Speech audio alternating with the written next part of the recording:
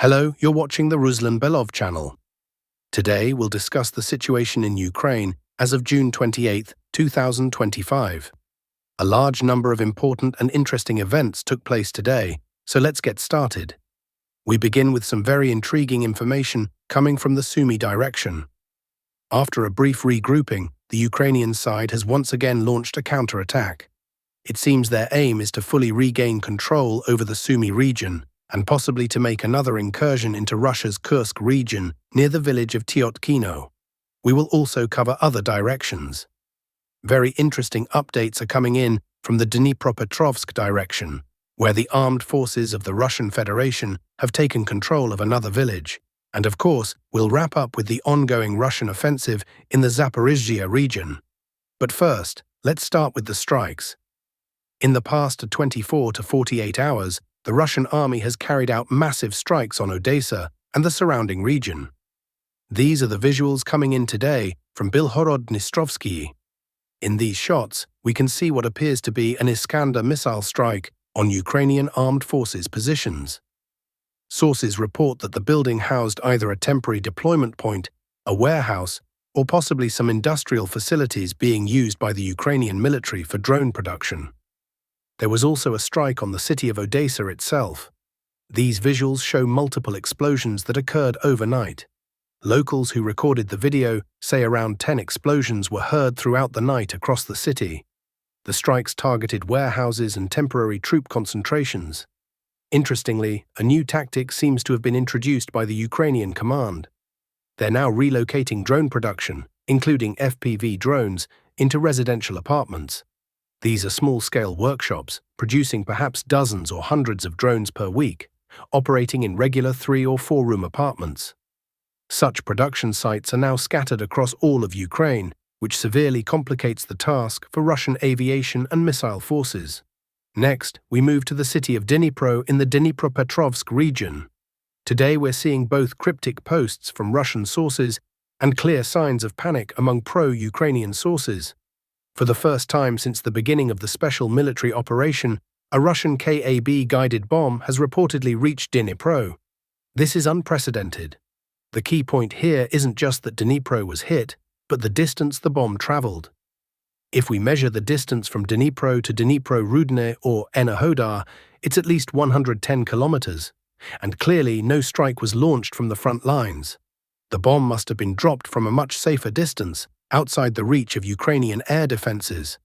This could be a pivotal moment in the Zaporizhzhia direction. The Russian side now appears to have resolved issues with striking deep targets like Dnipro. Let me remind you, the current Zaporizhzhia offensive aims to achieve at least UAV-level control over railroads running east from Zaporizhzhia. With these new Grom E-1 guided bombs now reaching Dnipro, the entire southern logistics chain of Ukraine and connections between western and eastern Ukraine could be critically disrupted. We'll see if these strikes continue. So far, no objective confirmation of the damage has been released, only a short video showing Ukrainian air defenses apparently attempting to intercept the bomb. There was also a strike in Kharkiv region, near Chuhuiv. From early morning, monitoring channels reported explosions and ballistic launches from Rostov. These visuals show, according to Russian sources, a Ukrainian military-industrial facility being hit. Smoke is clearly visible. Exact losses to Ukraine's defense industry haven't been confirmed, but a drone or parts manufacturing workshop was likely destroyed. That concludes the long-range missile strike segment. Let's now turn to the front lines, beginning again with the Sumy region, where the situation is especially intense. The Ukrainian side has launched another counteroffensive. But unlike before, this time they're attacking along a broad front. The offensive stretches from the villages of Iskrivshchina and Pavlivka, eastward toward Kondrativka and Kotin, and further toward Kropivnitsia and Yablunivka. So across this entire line, the Ukrainians are counterattacking northward in an attempt to regain control over the state border, and possibly even re-enter Russian territory. The total width of this assault front is around 36 kilometers. Since early morning, footage has been released showing how Russian forces are repelling these attacks. In the footage, we can see Ukrainian vehicles, tanks, and an engineering recovery vehicle preparing for an assault near the village of Novyi Put. However, Ukrainian forces walked into an ambush and were destroyed with virtually no resistance using drones, likely employing fiber optic guidance. Thus, the Ukrainian advance toward Novyi Put and Krasnoktiabrski was repelled. There are also reports of movement and Ukrainian attempts to redeploy units toward Andriivka, where fighting is underway for control of the village center. Ukrainian forces are moving along the only forest strip running from Khotin toward Andriivka. This strip is under constant Russian fire, with Russia using heavy weapons to make the route impassable. Nearly every square meter of this forest belt has reportedly been targeted multiple times since June 1st. Meanwhile, Russian troops are also attempting to advance into the northern part of Andriivka. Ukrainian sources have released geolocated footage of drone strikes on Russian assault units trying to clear out a small farm or some sort of structure. It appears the Russian forces succeeded, but fierce fighting for Andriivka continues. On the eastern flank, Ukrainians are attacking between Yablunivka and Yunakivka, likely trying to regain control of Highway 07 to enable faster redeployments toward Yunakivka. Again, Russian forces released objective footage showing Ukrainian vehicles, tanks and infantry fighting vehicles, being hit by drones during this operation. Summing up all the information released today, June 28th and the evening of June 27th, Russian forces appear to be successfully repelling all Ukrainian attacks. This leads us to the key question: why did Ukraine launch such a wide-scale counteroffensive today? Everything seems rushed, with large amounts of equipment in use. These aren't minor skirmishes or holding actions. These are real counterstrikes.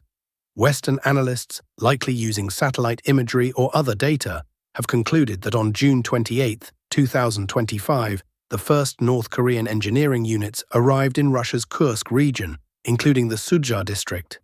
These units are now beginning large-scale demoning operations along the border and building anti-drone defenses, such as FPV-blocking net structures and possibly other fortifications. All of this is likely intended to support a future Russian push southward into Sumy region.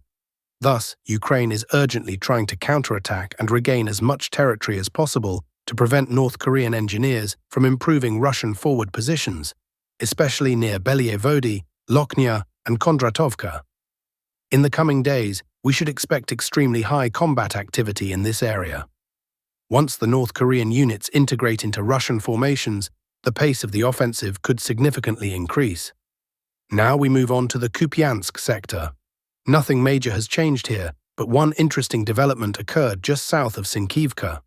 Ukrainian sources released footage similar to what we've seen in Yunakivka. Reports say that reconnaissance teams discovered explosives planted under a bridge south of Sinkivka forest. A Ukrainian drone strike detonated the explosives, destroying the bridge. A Ukrainian author claimed the strike targeted Russian logistics. Based on the video, some suggest that territory north of the bridge should now be marked as contested, but no solid proof has emerged. It's also possible that Ukrainian forces blew up the bridge themselves while retreating to deny access to Russian troops. In any case, both in Yunakivka and northeast of Kupiansk, something is clearly happening. Combat intensity will likely increase soon. Now we turn to the area near Kostantinka. There haven't been many updates here recently, especially from the Kleban bike pocket. But today some pro-Russian analysts report further Russian advances through the fields. These advances are toward Highway 05-24 between Oleksandro Kalinova and Katerinivka, as well as toward Katerinivka itself. Let's visually review how the map has changed in the past 24 hours. Yesterday, it looked like this. Today, there are slight updates, with some forest belts now under Russian control. Currently, the distance from Russian forward positions to Highway 05-24 is no more than 1.5 kilometers, and the distance to the village of Katerinivka is down to just 1.2 kilometers. At the moment, the Russian army is focused on a strongpoint located south of Katerinivka. This is the strongpoint in question. It's a cemetery that has been completely dug in and fortified by Ukrainian forces. Right now, this position is being targeted by Russian FPV drone operators. It appears that the assault on Klebanbyk and Katerinivka will go through this fortified area. Russian forces will likely first try to clear the area and then secure it before launching a decisive, final assault with the goal of forming a full encirclement of Ukrainian forces in Novospasivske, Sherbinivka, Katerinivka, and Klebanbek, so we can expect increased activity in this area in the coming days.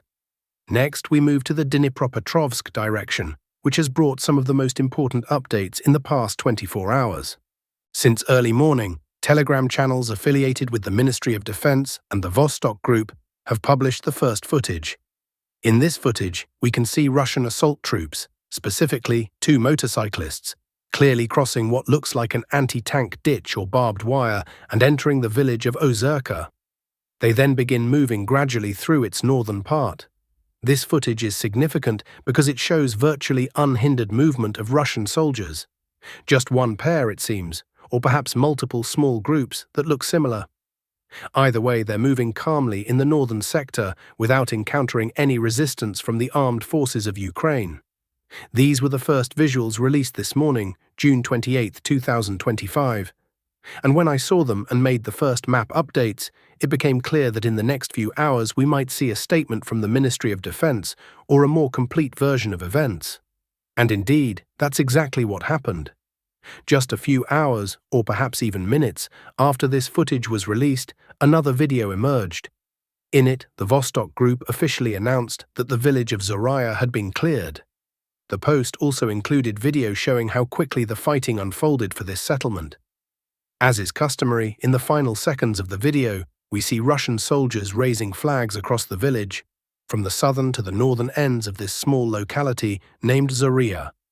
By the time this footage and the official report were released, every mapping service had already updated the map accordingly. The village has been fully marked as under Russian control. Let's take a look at how the map changed. This is how the map looked yesterday, at the end of June 2025. That day, there were initial reports that Russian forces had secured the northeastern part of the village and captured a small forest belt. And today, we have a full update. It's worth noting that the fighting for Zaporizhzhia lasted about 10 days. The battle for Yalta took 5 days. But the battle for Zaporizhzhia lasted just a day and a half. Now, I'd like to revisit that first video and highlight one important point. We need to understand that during the night of June 27th to 28th, Ukrainian forces fully withdrew from Zaporizhzhia. There wasn't much of a fight. Once it became clear that Russian troops had approached the nearest forest belts, the Ukrainian side pulled out. Russian reconnaissance teams were the first to enter the village, found it abandoned, and then the main forces moved in. That's when the footage was recorded. In short, Ukrainian troops retreated from the village without a battle. Additionally, today there are reports that Russian forces have completed clearing operations in the villages of Nova Ukrainka and Dakhna. This information is coming from various pro-Russian experts. It's clear that the front line in this sector has collapsed, and the Ukrainian side is retreating in search of better defensive positions. As for pro-Ukrainian sources, according to their maps, Russian forces are supposedly still somewhere around Vuhledar. But clearly these maps do not reflect the real battlefield picture. And this raises questions, especially questions of trust, about pro-Ukrainian mapping services. Why are the updates so delayed? Nevertheless, the fighting continues. It seems likely that in the near future, the Russian army will move toward Novopavlivka, advancing from the south and also from the southeast near Dakhna. And likely, strikes will come from the east and northeast as well, from areas such as Muravka and Belakivka. Speaking of Muravka, some experts with ties to ground units have said that we can expect updates from Muravka by the end of the day. Perhaps later today or tomorrow, we'll see drone footage or other video confirming control over this village. That would mark the beginning of the battle for Novopavlivka and a full-scale entry into Dnipropetrovsk region, not just into a small one-street village like Filia, but into a larger settlement. This settlement could serve as a staging point for Russian forces to concentrate more troops for deeper advances into Dnipropetrovsk region, toward towns like Mezhova or Vesela. These towns lie along the railroad line that, as we mentioned at the beginning of this video, is now under growing Russian air and missile control. It will be very interesting to see how the situation develops from here. There are also reports of Russian advances between Mali Sherbaki and the area around Stepov. moving northward through forest belts toward Pavlivka and Lukiansk. This information was provided today by pro-Ukrainian cartographers. In this area, they seem to be more accurate and up-to-date compared to other fronts discussed earlier. Their Zaporizhzhia sector maps more or less reflect reality. And that's all for today, dear friends. Thank you for watching. Subscribe to the channel, leave a like, and all the best to you.